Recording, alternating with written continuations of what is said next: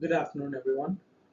My name is Pad Chivukula, and today I'll be talking about our work at Arcturus Therapeutics.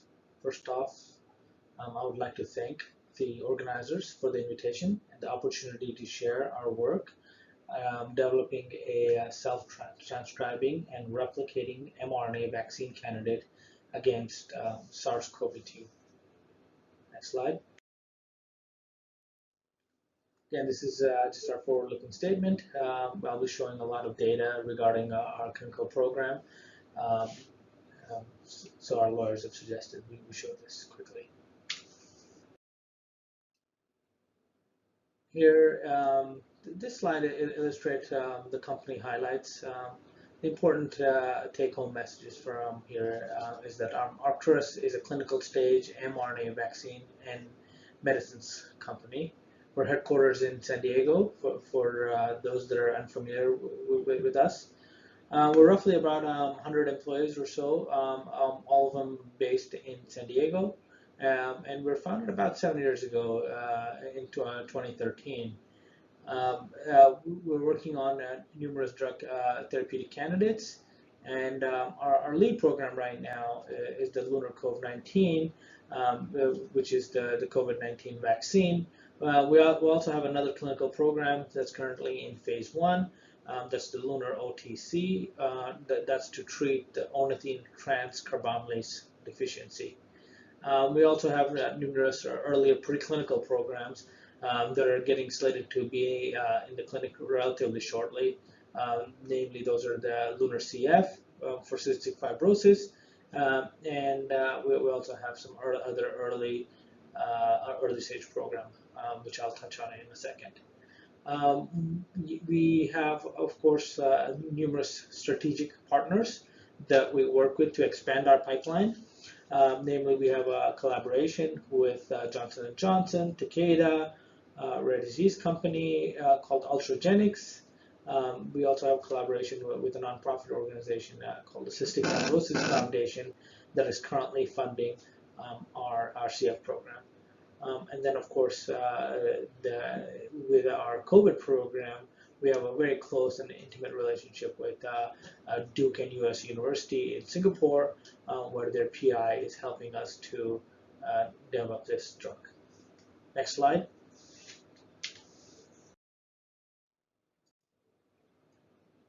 This slide illustrates our proprietary mRNA technologies driving promising therapeutics. We have a broad and strong intellectual property portfolio that includes both our mRNA capabilities, the mRNA chemistry, elements related to the design and modification of these RNAs. We have our proprietary manufacturing process, again, all that for the drug substance, and we have equally very robust patent portfolio for our LUNAR delivery technology, which of course includes the lipid chemistry, the formulation of these RNAs, and finally manufacturing of these lipid-based nanoparticle systems that are used to encapsulate the nucleic acid technologies. All in all, we have close to 200 patents and patent applications. We have a lot of value drivers with clinical pipelines, patents for both the mRNA again and the delivery technology. The snapshot on the right tells you some of the programs that we're working on. I've already talked about the first few, but a couple of other earlier preclinical programs include LUNAR-CV and LUNAR-MD, which is a cardiovascular disease that we're working on that of course I'll try to update during the next meeting. But this is an early preclinical program that we anticipate to file an IND on sometime next year. We're also working on a rare metabolic disease, which are definitely earlier compared to some of the other programs. Next slide. Just quickly going over this slide, we have numerous partnered programs as well with our collaborators. One of the programs that's slated to be filed an IND later on this year, sometime or early next year, is with our partner Ultragenics, and they're going after the glycogen storage disease type 3 using the Arcturus lipid-based technology and mRNA capabilities. We also have a partnership with them for some other undisclosed rare diseases. And another significant collaboration is with J&J, going after hepatitis B, again utilizing our technology. Next slide. During this presentation, I'll focus on our work with the ARC-21 and the LUNAR-COV-19. Currently, this is in phase 1/2 clinical trial in Singapore. It's been approved by the HSA, or Health Science Authority, which is the local regulatory agency in Singapore, and we are working on an intramuscular administration of this nanotherapeutic to target the muscle cells.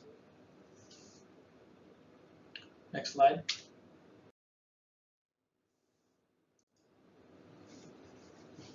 There's been a lot of discussions around the use of messenger RNAs for vaccine drug development, but LUNAR-COV-19 is a differentiated drug product. It utilizes the STARR mRNA, which is a self-replicating messenger RNA technology, and not the conventional RNA that you have heard a lot about. And it also utilizes our proprietary LUNAR-based nanoparticle delivery technology. We also couple that with our integrated manufacturing process for both drug substance and drug product. That enables us to make these sort of novel therapeutics. Next slide. Yeah, so the advantages of our vaccine is that, again, it's a potential single shot because of the self-replication. We think this could be a single shot administration. We're also working on a lyophilized drug formulation to simplify distribution of these complex mRNA-based vaccines.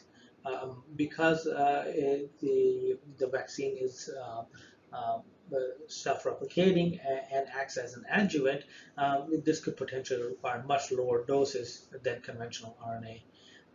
And what we've seen preclinically is that the self-replicating RNA produces roughly about 30 times more protein than conventional RNA when we do a head-to-head comparison.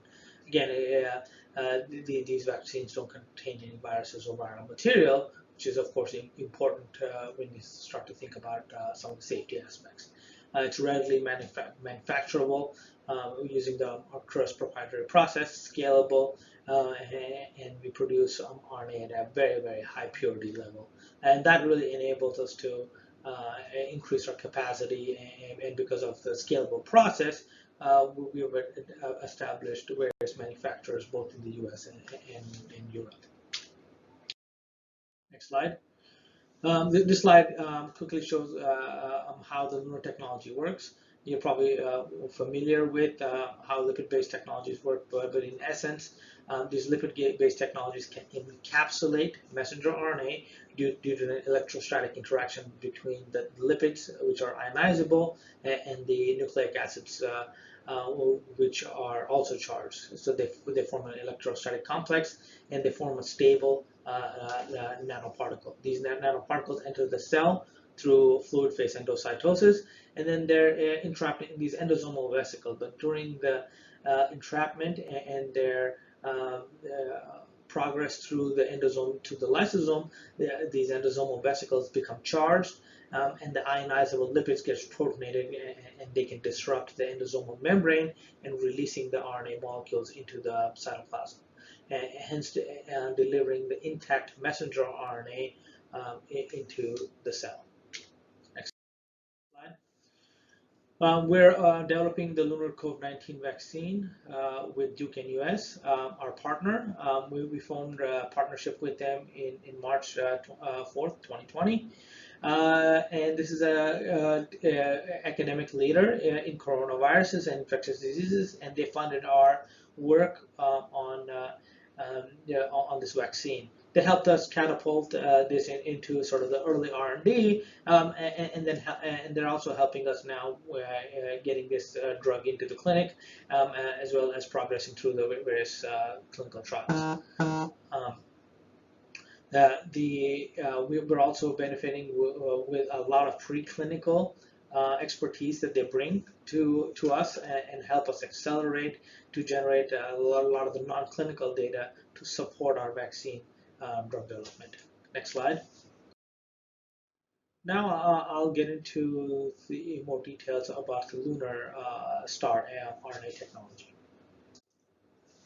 Next slide.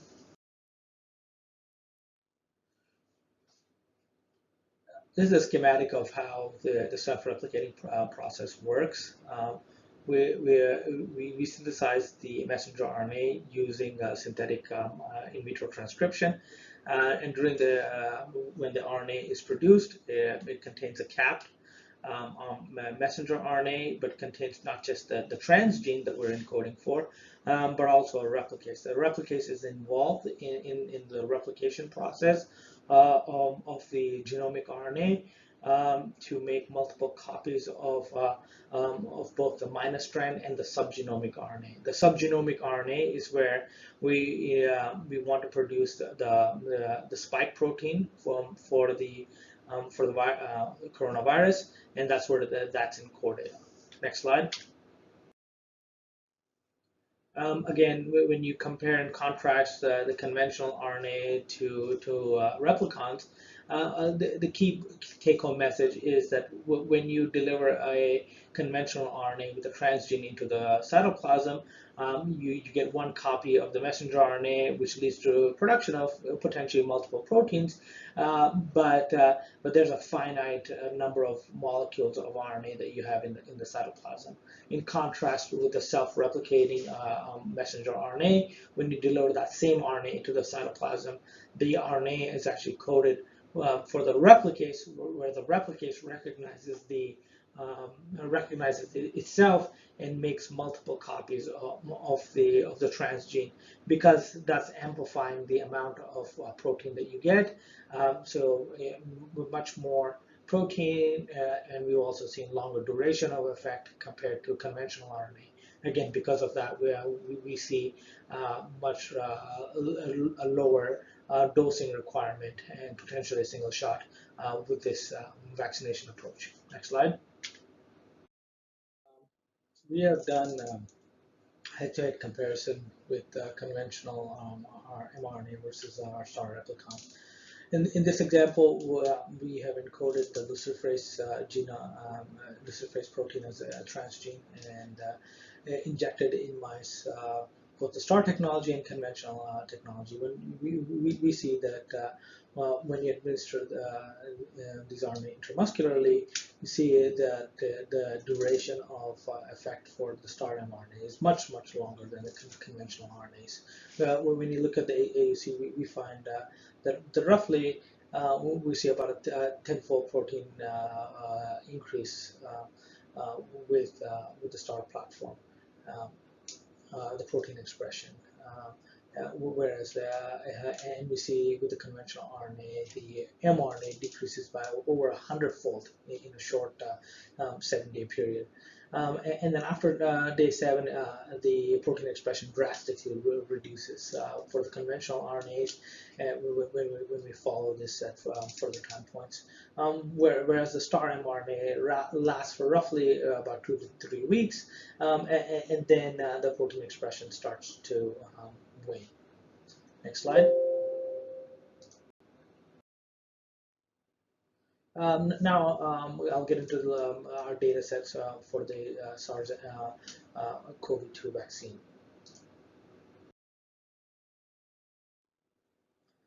Here, what we've done is to look at the immunogenicity study with a LUNAR encapsulated with our messenger RNA, with our STARR and the STARR platform. We've done neutralization assays on both VRE cells, as well to look at CPE, We've also looked at the antibody levels, so both IgM and IgG antibody levels using Luminex bead assay. And then we've, of course, quantified the neutralization titers as well, which I'll be sharing with you. All of the preclinical studies were done at Dr. In-Young Oi's lab at Duke-NUS independently. After single administrations, we followed the bleeds for almost 60 days for both the conventional RNA as well as the STARR platform. And I'll show you the data next. Next slide. Again, this is looking at the IgM levels at 10 days post-vaccination. As you can see for both the STARR and the mRNA platform, we see a dose-dependent increase in the amount of IgM titers that we produce. This is a good validation that both vaccinations with the mRNA and STARR platform works, and it can induce an IgM titer. The IgM titers, as many of you know, wanes quickly after day 10 in mice, and we see a similar trend in other species. And when we follow this post the 10-day vaccination, we see a gradual reduction in the amount of IgM produced.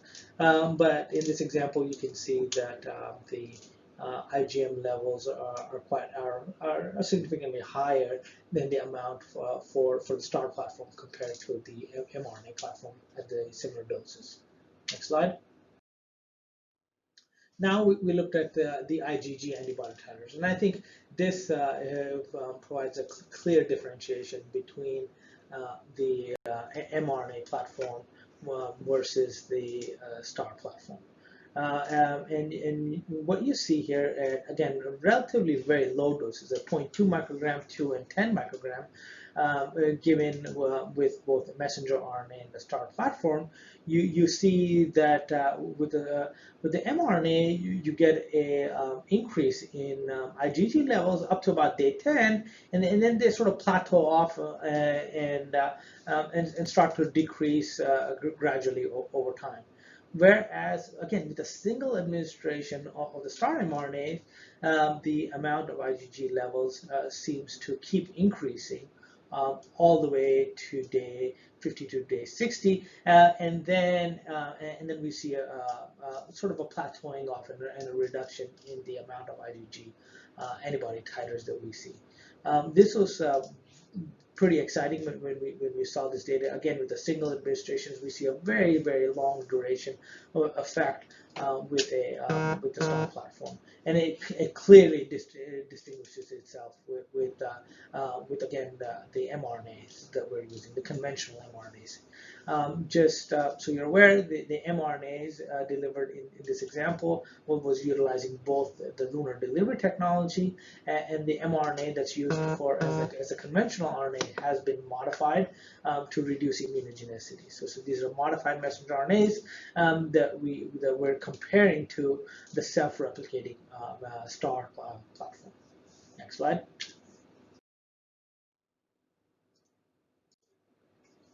We have gone further to further characterize the IgG and the epitopes to where what we're getting binding towards. And what we see is when we compare the mRNA versus the STARR platform, we get similar regions of the antibody generations towards the spike glycoprotein, but the STARR-based vaccine produces about a 10-fold higher full-length spike glycoprotein IgG compared to the mRNA-based vaccine.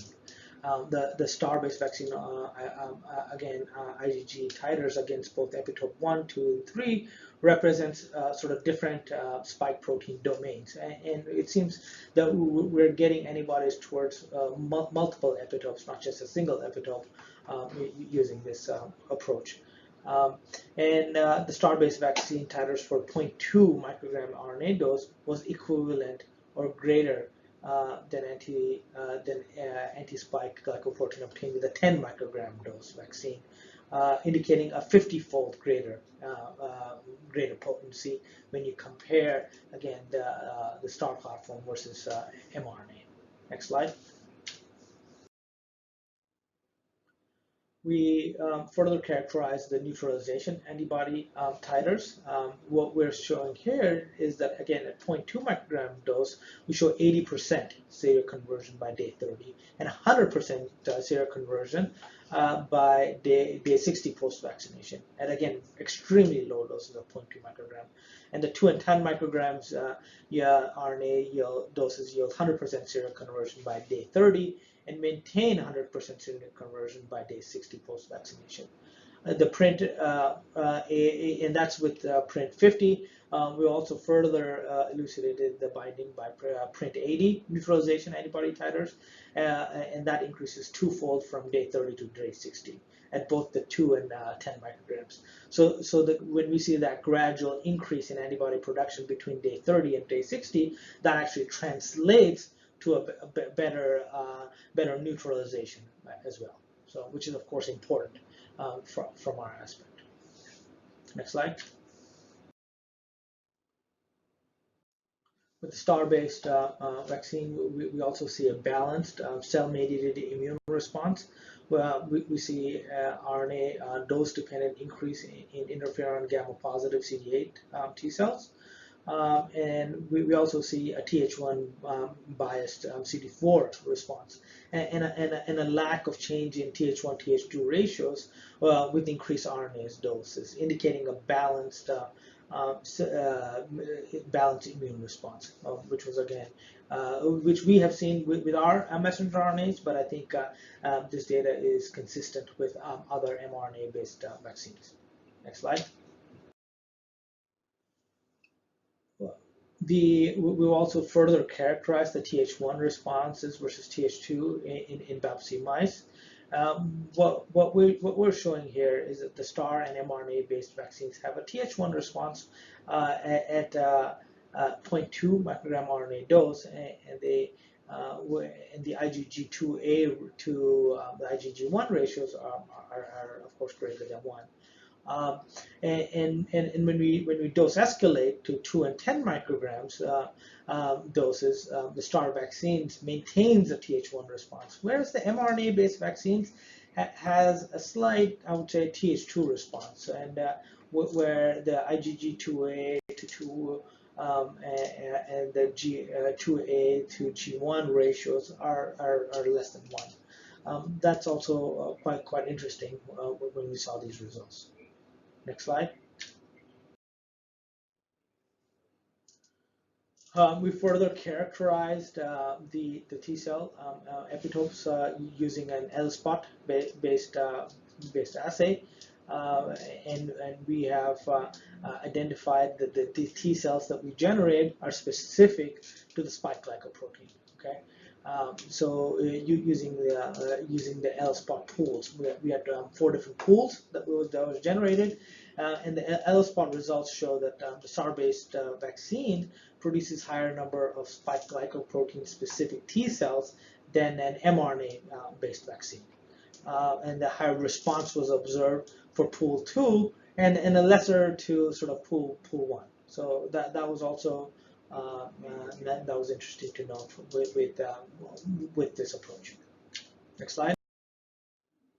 On this slide, we actually conducted a transgenic mouse lethal challenge study, and what we're showing here is that a single dose of messenger RNA at both 2 and 10 micrograms completely protected human ACE2 transgenic mice from both mortality and even measurable infection following a wild-type SARS-CoV-2 challenge. And our findings based on the challenge studies definitely suggest that the LUNAR-CoV could be a single-dose vaccine. Next slide. Again, we further characterized the transgenic mouse lungs that was vaccinated. with ARC21, and we saw that with RT-PCR, when we looked at the lungs of these mice, no detectable viral RNA or infectious virus was detected in the transgenic mouse lung, 5 days post sublethal viral challenge as well. So again, this suggests that the vaccine is quite robust, and we're seeing very good data. Next slide. Again, to summarize the data that we have so far, from the preclinical perspective, the LUNAR-COV is a very low dose, produces a strong humoral response, strong T-cell response, and we saw complete protection against virus lethal challenge day 30 post single vaccination. We see again a balanced cellular immune response, and we clearly see that this vaccine has a superior immunological profile compared to the conventional messenger RNA. Next slide. Now I'll quickly go over some of our CMC, and I won't spend too much time on this, but some of the work that we've done to date will also be exemplified in the next few slides. Again, we use our proprietary mRNA modifications to improve the protein expression, and with our purification strategy, we can substantially remove all of the potential bad actors that's produced during the IVT process, which leads to sustained multi-dose expression of a target protein. In terms of manufacturing process, we've optimized the production capabilities of our RNAs, and this process is completely scalable. Currently, we're at the hundreds of grams per batch scale, which can be easily scaled further to kilograms, and quite robust. The whole process from start to finish takes less than a week. In terms of yield and purity, again, the work that we've done in our labs as well as GMP, we get very comparable yields, both at a non-GMP and GMP scale, and extremely pure and consistent yields between different runs, which is of course also important.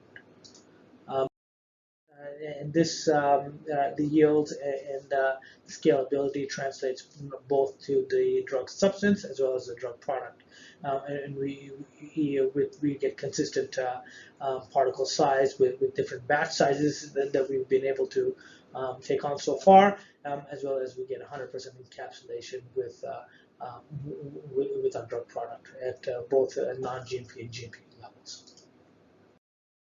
And finally, for the ARC21 for the LUNAR-COV, we're currently looking at a lyophilized drug product, and you can see that we've been successful in making a lyo product. This will be utilized in the late-stage clinical trial of the COVID-19, and it can be reconstituted, and we see the activity both for the frozen and reconstituted lyophilized drug product are identical in vivo. So, and we've characterized this extremely well. So, very encouraging. And finally, the preclinical